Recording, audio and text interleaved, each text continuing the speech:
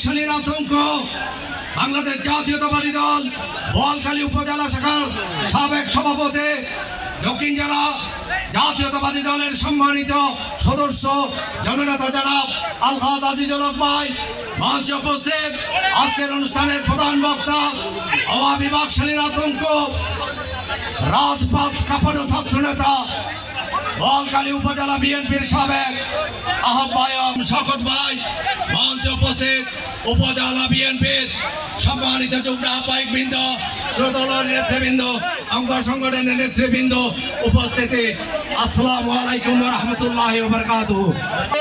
এই ইফতার মাহফিলের উপস্থিতির মধ্য দিয়ে এটাই প্রমাণিত হয় শ্রীপুর করণদেব ইউনিয়ন আজিজ ভাইয়ের নেতৃত্বে অতীতে ঐক্যবদ্ধ ছিল, এখনো ঐক্যবদ্ধ আছে, এটাই আজকে প্রমাণিত হয়েছে। বন্ধুরা আমার, বোয়ালখালীতে 10টি ইউনিয়ন, এই 10টি ইউনিয়নের মধ্যে শ্রীপুর করণদ্বীপ হচ্ছে একটি ব্যতিক্রমধর্মী ইউনিয়ন।